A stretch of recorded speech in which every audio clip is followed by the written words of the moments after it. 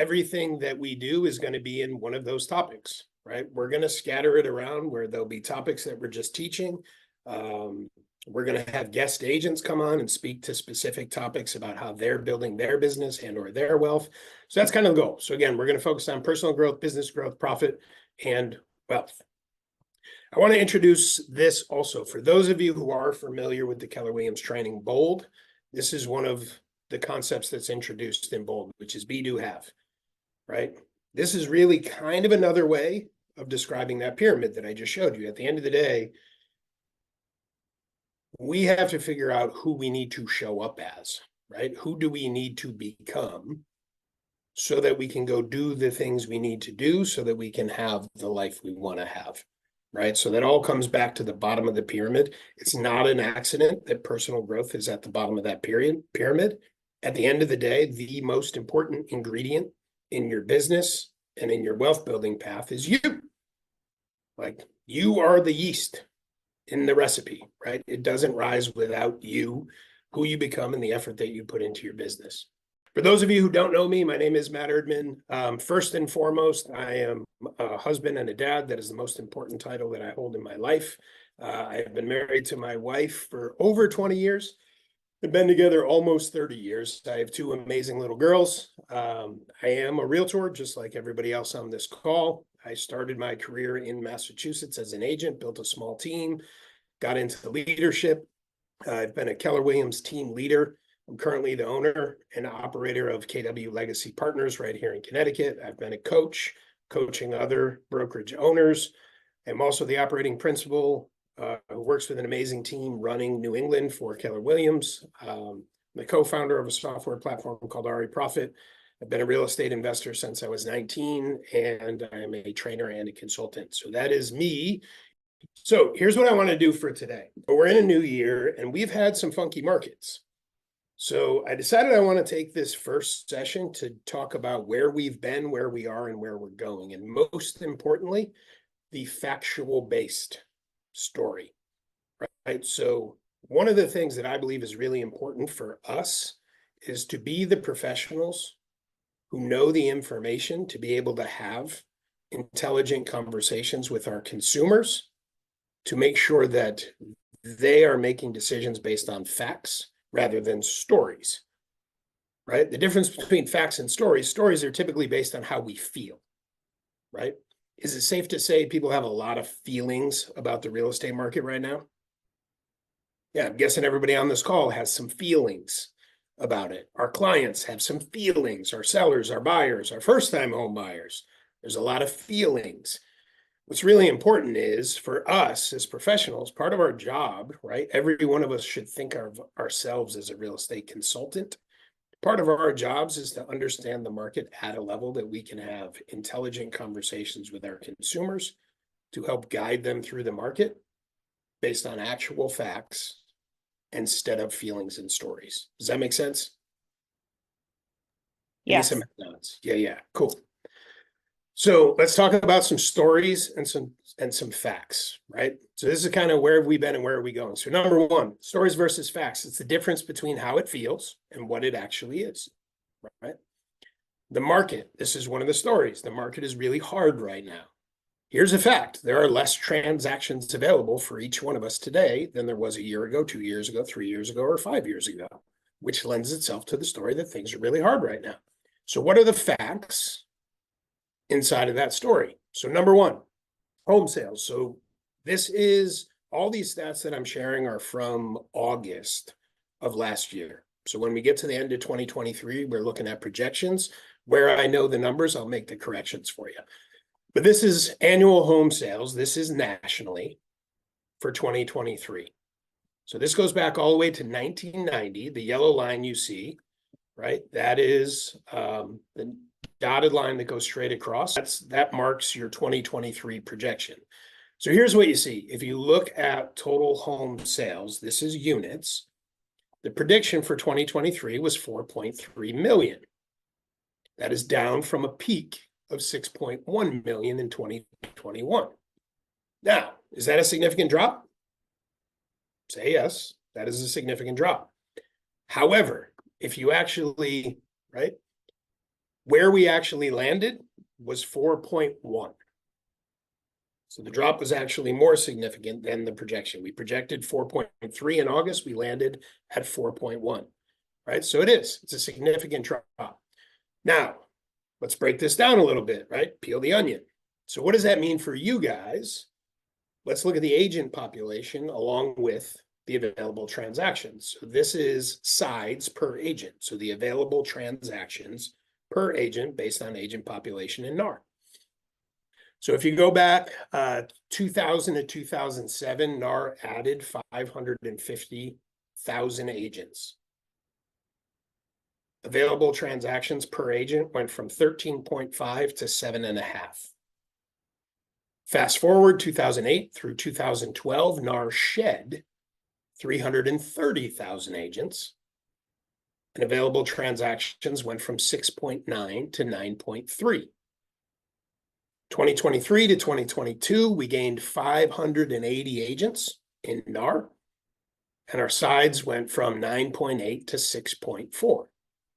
So it's still a drop, yet when you actually look at that as a per agent transaction, the drop isn't as significant. Now, let's get to the meat of it. How do we all get paid? Somebody unmute and answer. What do we get paid on? Commissions, percentage of the sale. Yes, on volume. We get paid on volume. So those slides that I just showed you may be depressing, and you're like, why did I show up to talk to Matt? Like, this guy's a buzzkill. However, if I only showed you this slide, you'd all leave super excited and pop a bottle of wine or pour a bourbon or whatever it is you do to celebrate. This is the actual volume. So if you look at volume, we had 1.44 million in volume per agent. Now, down from 2021, which was 1.8. However, if you look all the way across back to 1999, that means it is the 5th best year in real estate since 1999, based on the metric that you actually earn your income off of. So the reality is we have less opportunity to do transactions because the amount of transactions that are available have restricted. However, the average sales price has gone up such that it has backfilled a significant amount of that from an income standpoint. So is there some reality to there are challenges that exist in this market today that didn't exist back in, say, 2021? Yes, absolutely. Are there also advantages that help to backfill a lot of that? Somebody say yes. Yes, perfect. And here's the other piece of it. At the end of the day, there is the market and your market. Everybody here has the ability to choose not to participate in the market, right? It's our obligation to know and understand the market such that we can have intelligent conversations to guide our clients based on facts, not stories. Beyond that, we have the ability to choose to create our own market, right? We put in the work and we have the focus and we go out and we take our unfair share of the market, right? There are people on this call whose businesses are up significantly this year. I guarantee it, right? They are not participating in the decline. That is a choice that we all have. It's the work that we do. So let's move to the next one. Interest rates are out of control. Here's the reality. Mortgage rates. This is back to 1972. Was anyone in the business when it was 16.6? Wallace. Oh my God, Patricia, I got 2 on my screen. There's probably more that I can't see. So I have 2 people who were in the business and you survived. You're here. Like, you're alive and you're still in the business. It's amazing. 16.63. However, if you look from 1972 up until 2023, the average interest rate is 7.81. So looking at what I believe that's roughly a 30-year time frame, or is a 30-year time frame, the average interest rate is 7.8. If you look at interest rates right now today, they're hovering in the high 6s to mid 7s. The reality means we are right around what is the historical average. Now, here's where it becomes challenging from a story perspective. If you look at the green line, That's the average interest rate since 1990. Now look at that dip from 2008 all the way over to 2022. Here's the problem. That is almost every single one of our consumers and clients' perspective. So when they say interest rates are out of control, it's because they are comparing it to the time frame in which they remember. That time frame was not normal and is not normal. And nobody is predicting that we are going to see 2 or 3% interest rates ever again in our lifetime. In our lifetime, right? So if we look at the interest rates, they seem crazy and people want to say they're crazy, but the reality is they're comparing the rates to a time that were completely abnormal. The truth is we have come back to what is historically normal interest rates, right? We had 2 people on this call who were in the business at 16.63. I know my very first mortgage was 9.25, and I was happy to get it, right? So it's important that we know these numbers so that we can have this conversation. So there's our interest rates. Now, between prices and mortgage rates, it's impossible to afford a home. A lot of people talking about sitting on the sideline, we're going to take a break, all this stuff. So here's the reality. This is home affordability, right? This is the trend line, the historic trend line. Your orange line is your historical ups and downs. Now, if you look at it, we see something very similar, right? It matches the interest rates. Right around 2008, we have the significant dip where affordability went to the lowest it has been in the 30 years that we've been recording home affordability. Once again, that's our consumer's perspective. That is the time frame in which they're comparing today to. When the reality is, if you look at history, this was abnormal. Where are we today? 27 is the average. And basically what that means is on the median income in the United States, it requires 27% of your income to own a home. That's essentially what the stat means. So where are we today? We're at 2.9. I'm sorry, 29%, not 2.9. We're at 29%. So is it above the average? It is. It's 2% above the average. The reality is when somebody goes and talks to a mortgage broker, one of the metrics they usually use is about 30% of your income is what you should spend on housing. The reality is we're still under that ceiling, right? So once again, I have these conversations all the time at barbecues and football games when people say things like, who the heck can even afford a house right now? I'm like, well, the reality is a lot of people can. They just feel like they can because they've had an experience that has tainted their perception of what's normal. And when you share stats with them, it's just interesting to watch people kind of digest the information. What's most important, obviously, is when we're talking to our buyers and sellers, right? This is what can help get them off making emotional decisions and start making fact-based decisions. So the reality is home affordability is above average, and it's above average by 2%. Now, I'm going to hold off until things settle down. So let's take a look at what that looks like. We've all heard more about inflation than we've heard probably in our entire lives in the last couple of years. There's a couple of interesting things I want to point out about inflation. At a point in time, they were going through these slides and they showed a long graph that showed historical interest rates and historical inflation rates. And the thing that I recognized in the graphs that I never necessarily knew or connected the dots, but it's an interesting thing to understand.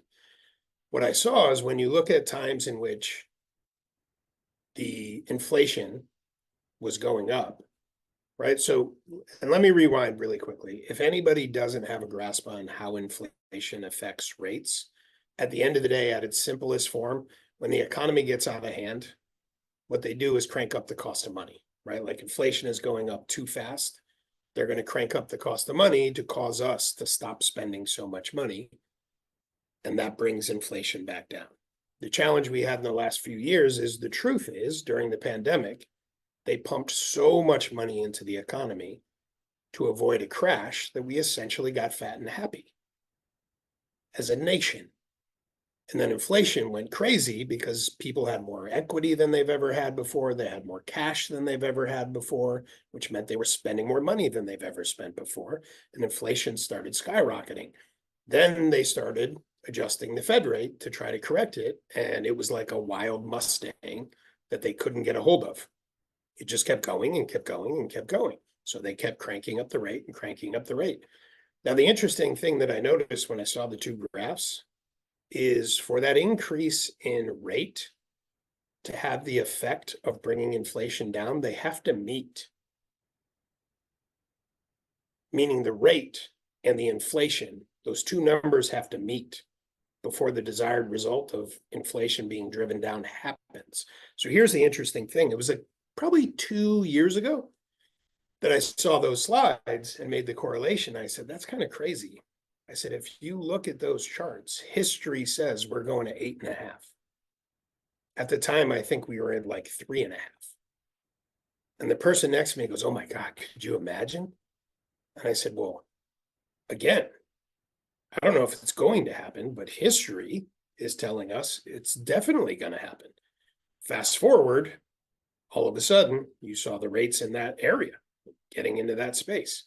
Here's the thing, history is an incredible educator, right? Like if we take the time to look in the rearview mirror every now and then, you're going to glean a lot of information that allows you to do a couple of things. A, it allows you to be more informed and make better decisions in your business because it allows you to see things coming before they happen, which then allows you to make adjustments and pivots to your business accordingly. Secondly, it allows us to be more informed with the conversations that we're having with our clients, right? So inflation, this is where we went to. Projection for the end of the year was 2.3. 2 is the healthy target that they shoot for inflation. So most of you know, the Fed, I think the last 3 times around, has not made any adjustments. Another thing to be aware of around those adjustments that the Fed makes, those directly affect short-term credit. That's car loans, that's credit cards. It's actually not what drives home loans. There is an intangible, seemingly a correlation, but it's not actually real. That's not what's driving it. So I only say that to say during that time frame, people would always put those two conversations together.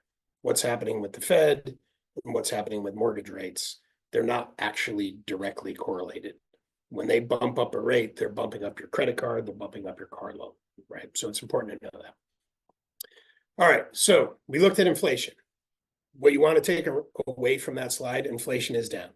Any person far smarter than me that is not attempting to be a fearmonger is pretty positive about the US economy. They're pretty positive about inflation. They're pretty positive about jobs. There's actually not a lot in our economy right now that is creating any nervousness, right? Things are actually settling in quite nicely from an economic standpoint.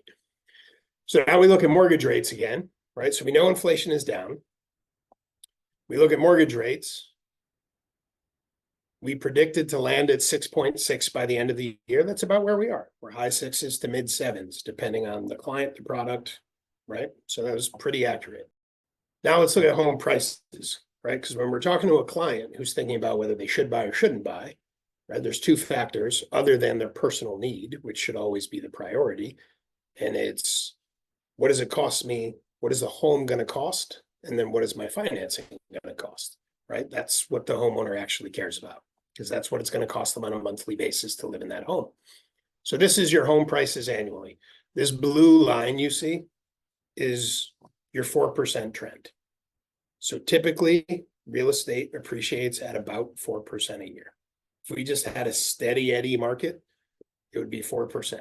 And then if you look at the actual, it rides that pretty closely. We see this time frame here in the 05, 06, 07. That was the lead up to the banking crash. We went 21% above the trend line. banking crash took place and prices dropped significantly. And you can see we stayed under nationally for quite some time. So from 2009 all the way to sometime in 2020, 2021, the US housing market was below where it should be as an average sales price. So again, you go back to today's consumer's perspective, and what they experienced was historically low rates and historically low prices. To them, though, it's irrelevant. Like that's what they know, and that's now what they're comparing everything else to. But they kind of got the best of both worlds for a pretty good run there. You look at housing inventory. So what we know is rates have come down. There is no reason to believe that rates are going to go back up. Right? So for 2024, I have not heard anybody predict a significant shift in rates. The predictions that I have heard is by the end of 2024, we're probably going to be in the mid sixes, possibly the low sixes. Those are the predictions I've heard. Again, depending on what your product is, we're actually sitting in the high sixes to mid sevens right now. So predictions that I've heard, we're probably going to see like mid sixes at the end of 2024. So not a massive adjustment. So you can kind of take that piece out of the picture.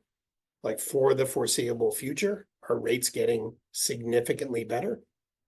It looks like no. They're going to tick down a little, but we're not going to see anything significant in 2024. Now you go to the other side of the coin. That's what it cost me to get the money. What does the house actually cost me? And this is inventory in the United States. You go from a high of over 1.4 million to a low in July of 2023 of just over 600,000. That trend is not getting better, right? So we know basic supply and demand. When there's more demand than there is supply, then typically prices are driven up. So if you are that consumer who's saying, I think I'm going to sit on the sidelines and wait for things to cool down, the reality is rates are probably going to settle in somewhere around 6.5 in 2024. Yet we're probably going to continue to see appreciation because of the lack of supply and the increase in demand. And oh, by the way, we have one of the largest populations entering the home buying phase. We essentially have two generations that are simultaneously entering that phase of life that they're looking for their first home. So we have a massive shortage of inventory. We have a significant demand, right? Logic says prices are not going to come down. Most people are predicting that they're going to settle into a more normal level of appreciation than what we've seen in the last few years, but they're going to continue to appreciate at least through 2024, which right now is about as far as anyone can see, right? So going back to I'm going to sit on the sidelines until things settle down, and we look at the two things that come together financially and impact a buyer's decision to move or not move. We have an interest rate that's right about where they're predicting it's going to be for the next 12 months. We have an inventory that still is a massive shortage that is lending itself to the fact that prices are going to continue to appreciate. So here's the challenge that consumer who sits on the sideline faces. If in fact mortgage rates come down significantly, they have the opportunity to do what? Somebody unmute for me. Refinance. Yeah, they have the opportunity to refinance. Now, the flip side, take your average sales price and even apply 4% appreciation. State of Connecticut last year, we had about 10% appreciation. Average sales price is right around 400.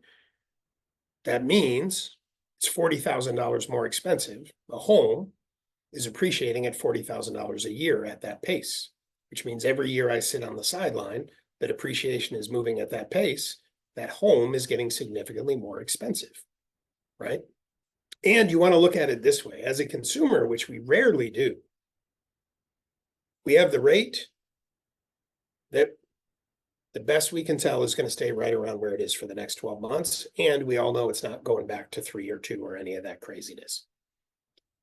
So we're going to have to get used to reasonable rates that hopefully, I think we all hope are going to land in the fives, probably in 2025. They might be mid fives, they might be high fives, but that's probably a nice place for them to settle that they likely will, but it won't be in 2024. At that point, they have the opportunity to refi.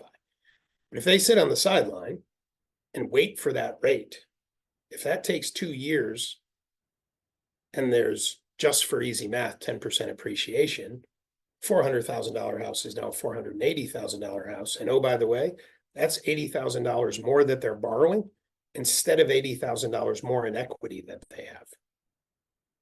So the way they really should be looking at that is that's a $160,000 swing to my net worth.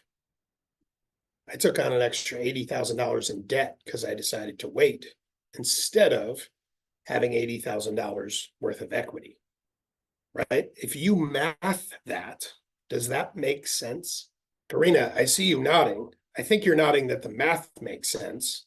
Yeah, the math But does make sense. But the decision to sit on the sideline does not. Would you agree?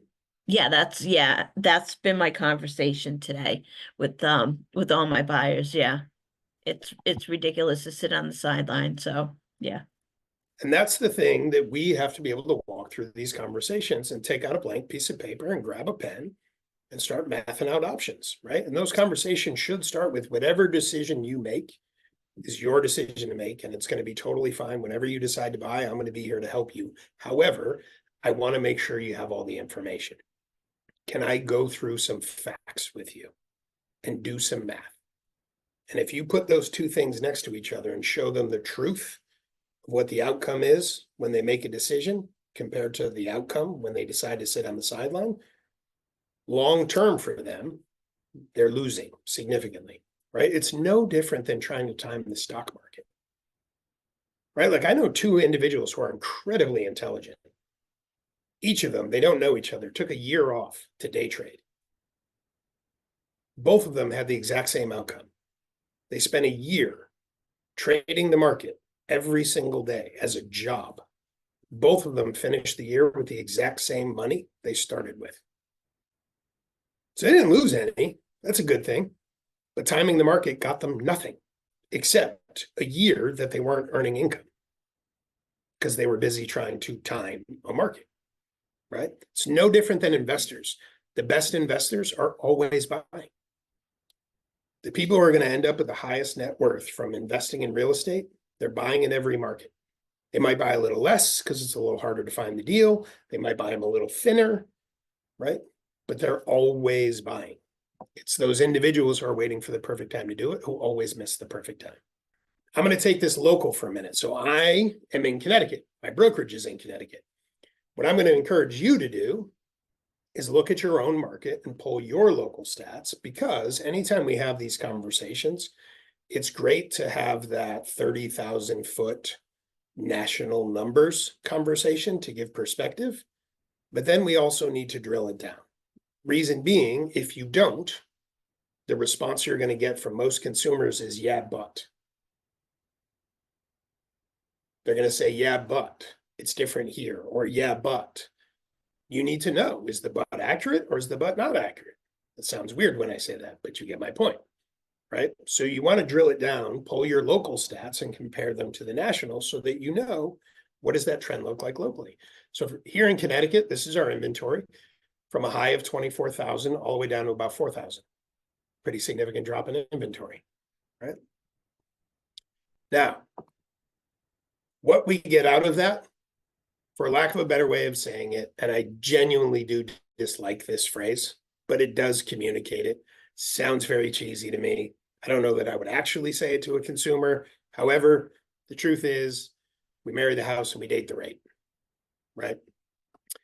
Based on the data, rates are likely to settle in about where they are right now or slightly lower, but definitely will not return to the perceived norms of 2s and 3s and 4s. With current inventory, prices are likely to continue to rise. So every year a consumer chooses to stay on the sideline, they're giving up equity and they're increasing the amount of debt that they're going to take when they do decide to get off the sideline. What they need to recognize is it's the delta between the two of those is what the decision really is.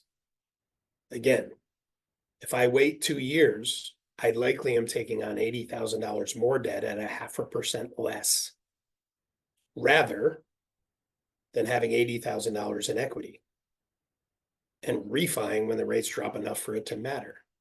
My delta is 160 in that case, right? And depending on your average sales price and your appreciation, it could be much more than that, right? Does anybody have any questions about any of those stats or conversations? I do.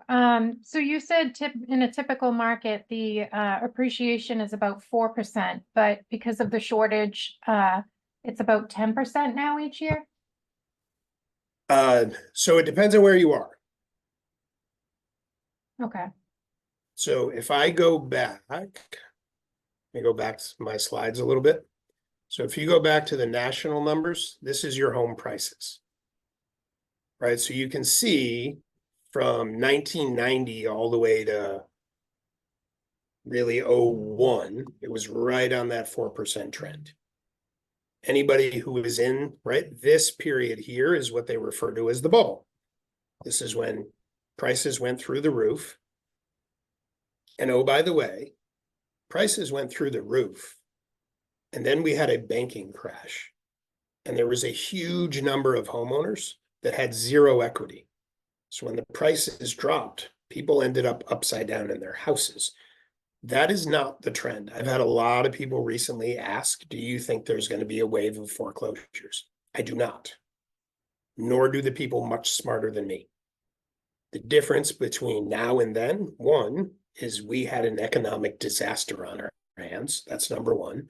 And number two is people didn't have equity. Today, people have equity, which means they have choices. If they do get in a pinch, they can refi, they can sell, they have choices. People got trapped back in that time frame because we were doing 100% mortgages, no docs, no income verification, like all of these things were happening and people were getting into homes way over leveraged, right? Which is what really caused the banking crash. So when people ask about a bubble, there is no factual, historical, or statistical reason to believe there is a bubble. Again, it's just perception. We had an experience that was different, but what the consumer identifies with is, I remember when prices did this, and then this is what happened. So their perception without education is it's going to happen again. There's no reason to believe it's going to happen again.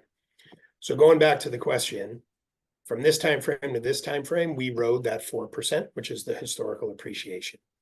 Then our prices dropped. You can see where we went flat. And then you can see we started, if you look at that trend, it's kind of riding that same line of about 4% appreciation until we got here. And then it went a little ballistic, right? So Holly, I think it was you who asked the question. What you do want to do is just pull those stats from your local MLS so that, yes, you can speak to the national numbers, but you can also speak to your specific market. Does that make sense? Yes. Yeah. Okay, so that was the other question. When is the bubble going to burst? So let's take a look at a couple things. So this is what I'm going to encourage you to look at in your own territory, in your own market, in your own state. So this is factual to Connecticut. So everybody who is on the call who's from Connecticut, pay close attention to this. It's super important. Everybody who's from a different market, I would go pull this information for your particular market, right? All the states are on here, so you can look at it and get an idea, but go pull the stats. What is unique in my market, right? So again, this is why we start 30,000 and then you drill down. What's the rest of the story locally? Connecticut Housing Price Index saw the lowest growth in the nation between 2012 and 2017. So basically what that means is the market crashed. After the crash, when things corrected, the state of Connecticut actually had the least amount of appreciation in the entire country after that crash. So what happened in Connecticut is the market crashed. When it started rebounding nationally and prices started coming up, Connecticut just kind of stayed there, just kind of rode the bottom for a while. Now, here's what's really interesting, and this is where drilling down into the details can be really powerful in the conversations that you're having with your clients. So you take it a little further. So what I did is I said, well, people are saying prices are crazy. When's the bubble going to pop? I know Connecticut had the least amount of appreciation over that entire period. So I would say in my market, if there is a market that can sustain the appreciation, there's a factual argument that it's Connecticut. So what I did is I took a look at the pricing trends, and I went back to 2003. The median sales price was $195. I then calculated compounding interest of 4% every year. So from 2003 on, we just got 4%, and we did that slow, gentle climb. The median sales price today would be $351,000. At the time that I ran these numbers, median sales price was $350,000. Now, does that create an entirely different story? Right here in Connecticut, now the conversation is prices actually are not out of whack. It feels that way because we got 20 years of appreciation in 3 years. And I shouldn't say 20, but you get what I'm saying. So we're actually on track. Like we're right where we should be based on just regular, historic, slow and steady 4% appreciation. So when the bubble conversation comes up, right, first you show empathy. I totally get how it feels that way. You know what's really interesting? And then you share the stat. Since the real estate bubble that did pop and prices declined, our state actually had the least amount of appreciation from that point all the way to 2021. And then we got all of our appreciation in 3 years. If you actually go back to the crash and you just apply 4%, which is historical, we would land on today's median sales price. So the truth is prices are not out of whack. There is no reason to believe they won't hold their value. And there's all the reason in the world to believe that they're going to continue to go up. It feels crazy because we didn't get it and then we got it all. Right? So for your market, it's just peeling that onion, right? You have the national stats. Then it's just going to your MLS and pulling those local stats to go, okay, how does this translate locally? And what talking points do I pull out of that to help guide my clients? So what to expect in 2024? I do not have a crystal ball, that's for sure. What is this? I keep calling her Little Red Riding Hood. It's not those Goldilocks. It's Goldilocks. So if you go back to 2021 and 2022, you might argue it was too hot. And then you get to 2023, and I think a lot of people would agree it was too cold, right? We're all dying for the just right porridge. I do not believe 2024 is going to be the just right year.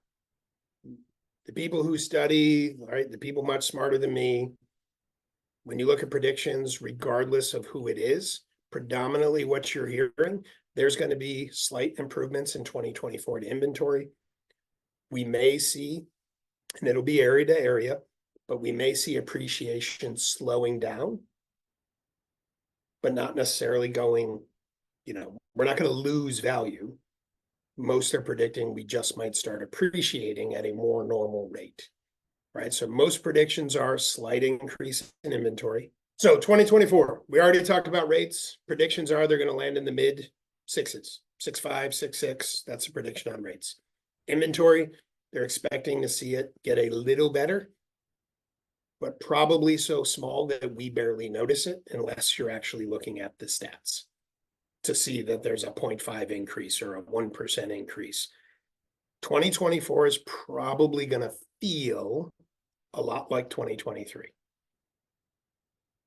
As we go into 2025, that's where you're starting to hear people talk about inventory starting to balance out a little better. But here's what we need to understand. There is no quick solution to our inventory challenge.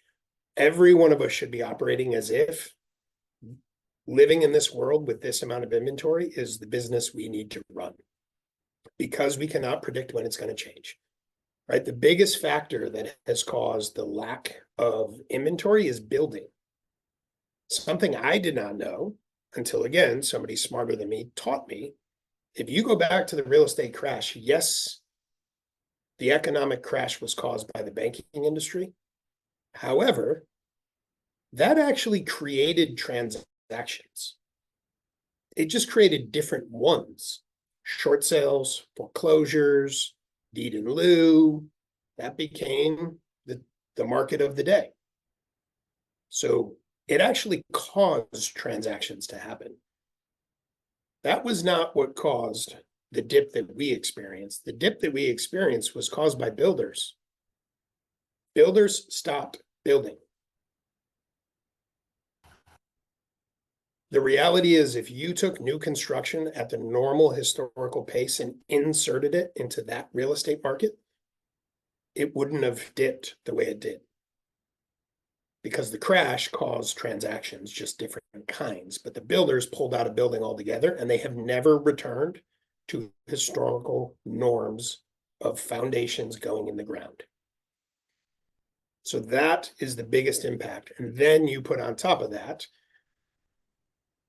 homeowners who have 2 and 3% interest rates that don't want to let those go and are choosing to stay. It's those two things combined. You can't solve new construction overnight. That's time on task over time, right? Interest rates, my belief is the consumer has to get comfortable with the reality of the rates, right? They have to detach from the 2 and 3.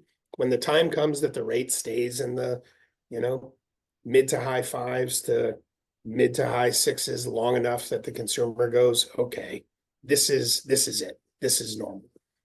That's when they may start weighing their life decisions, prioritizing that above the cost. Does that make sense?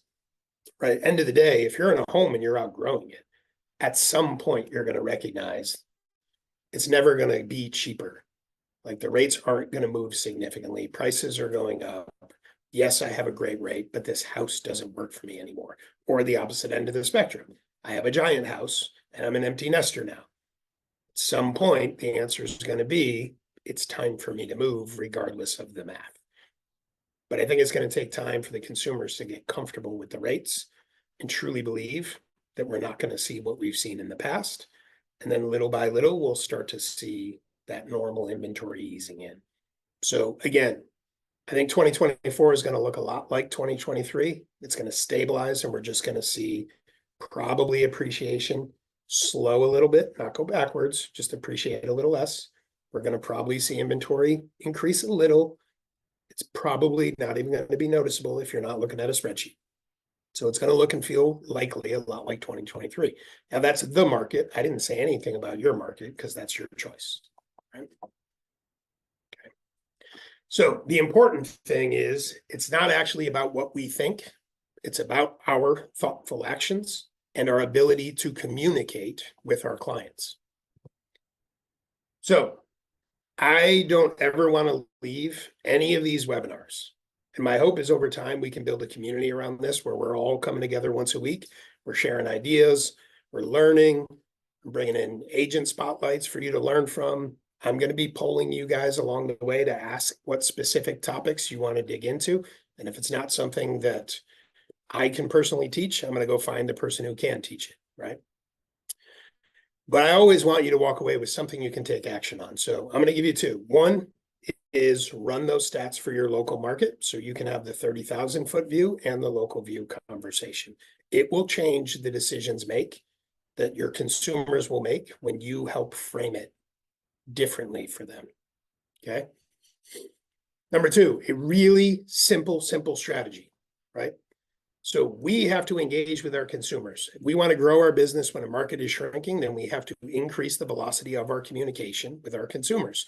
This is a really, really simple strategy. So this is a takeaway that is an action item. If you guys haven't seen this, it's super simple. This is a lead generation strategy. I would challenge every one of you for the next week to send 10 of these a day. So here's what you do. Pick one of your past clients from your database. Look up their house on Zillow. You're like, ew, gross, Zillow. Look up their house on Zillow. Take a screenshot on your phone. Just take a picture of that house and the Zestimate. Text the screenshot to your client with that to go along with the photo. I have thoughts on this. What do you think about this price? Don't overthink it. This came out of Gary's top 100. There was an agent in his group that is sending 10 of these out a day. And we're sharing with that group the amount of two-way dialogue that I'm creating by 10 text messages a day is mind-blowing, right? Because it's personal, it's specific, and oh, by the way, people respond to text messages. By the way, I walked into a room of 5 agents who were lead generating together in a boardroom. I said, what are you guys doing? Lead genning. I said, that's funny. I don't see any of you with a telephone. Like, looks like y'all are just hanging out and talking. They're like, oh no, we were just whatever. I'm like, I'm just giving you a hard time. I shared this with them. I said, I'm going to challenge you. I got to walk into a meeting. I'll be back in 30 minutes. Each one of you, just send one of these. I left. I came back. I said, did you send it? I said to the first person in the room, and he's, yeah, I did. I said, what happened? And he dropped his head and he goes, I booked an appointment. And I was like, oh my God, are you kidding me? One text and you booked an appointment? He goes, yeah. I go, how many more did you send? He goes, you said one. I'm like, wait, what? How, what? You're 1 for 1 and you stopped? Anyways, it's a really simple strategy. It will create dialogue. So I challenge every one of you. It doesn't get any easier. 10 a day. Go to your database, past client, snap a photo, quick text. You can literally cut and paste the text. That's it. 10 a day. See what kind of interaction you get. Questions? I know that you addressed how we talk to the buyers if they choose to sit by. Do you have any ideas or any suggestions of how to talk to a seller who wants to sit on the side for a while? So this is the best answer I can give you. And then I would open it up to anybody who has a better answer, right? That's part of the power of numbers. I personally don't think you're going to talk a person into selling who it doesn't make sense to sell. So I think where the conversation does become important is once they are considering selling. That's In my opinion, it's not about trying to have a conversation that gets them to do it. It's about having a conversation that paints a clear and real picture of the two options and then letting them decide, right? So I don't think going into that conversation with the intent of getting a sale is the right answer. I think you have this conversation. So one, most important thing on a listing appointment is the needs analysis, right? You got to find out what they want. What is it you're trying to do? Why are you thinking about selling? You know, where are you going to go when you sell? Why are you going to do this? What are you worried about? What are you excited about? Like, you got to find out all that stuff so that then you can paint them a clear picture. And as you're doing it, you're going to know, like, as you're doing it, you're going to be like, this person shouldn't move. Or this makes sense for them. But I think you paint that picture for them and you let them make their own decision. Our job is to give them the real picture, right? So I think it's needs analysis, and then it's a side-by-side comparison based on what you're trying to accomplish. Here's the two choices we have, and here's what I want to make sure you know about each one before you go forward with the decision. And then just be okay with the outcome. Does anybody have a different answer? Timmy. I want to thank you, sir. You're amazing for doing this. This is a huge value for the agents in the region, first and foremost. Nathan came back and had us run that Zestimate play. We do Fight Club. It's our Tuesday and Thursday, 9 to 11, specific lead generation time at the Market Center. And we took a Thursday, we did an in-house Fight Club, had everybody come to Portsmouth and all the other business centers. And we specifically had them run that play of just sending out the screenshot of the Zestimate with, hey, what are your thoughts? One of our agents in her freshman year set up 11 equity updates from that because they requested behind that, they requested real-time grassroots local expert knowledge. And those 11 equity updates are going to turn into so much more because even if the person doesn't act on it with a HELOC or listing or whatever, you get them that hard copy that's sitting on their island in the kitchen. And that's a conversation piece, especially if you did it like coming off of Columbus Day. We were doing it before the holidays hit. So that's sitting around for Christmas, Hanukkah, like the time of the year when we see the most people. So it's so simple. Just push play and it's going to turn into business. It's a great hack. Thanks, Matty. 100%. Love it. What else do we have for questions? Okay. How detailed are you getting on your follow-up phone calls for these equity requests? Timmy, you want to jump in on that one? Yeah, most of our agents are, when they ask for when the person has pushback, they're like, that'd be great if that's my number, or I think that might be close. The drill down is I'm happy to put that together. I mean, probably the most brilliant thing you can do is if you can talk to people in your life that own a home, have the equity update already done. And in contrast, send them the Zestimate screenshot to compare and contrast so you can A/B test, and then let them know I'll have it in the mail for you today. Go drop it in the mail immediately and put it in a big hot pink envelope so they know that it's coming, so they don't throw it out, because right now in New England it's election time and they're throwing out everything. And just have it ready to go. That's the best way to do it. And you're giving them the CMA that you're eventually going to sit down and have a conversation around. And I think if most of our agents start doing that, that fast twitch muscle gets rebuilt. So when you're doing a real CMA, you're flawless. It's not your first time doing it. 100%. And that just becomes something you do in your sleep. And then you're a market expert constantly. Yeah.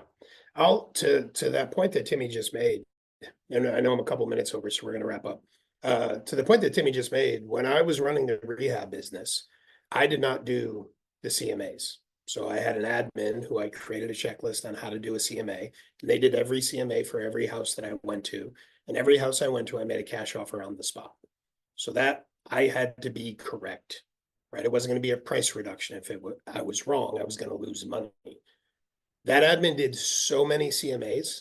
She could do a CMA in 12 minutes and it was perfect because she just had so many reps. She had so many reps. The funny part is I would go to do it. It would take me forever because I'd start drifting.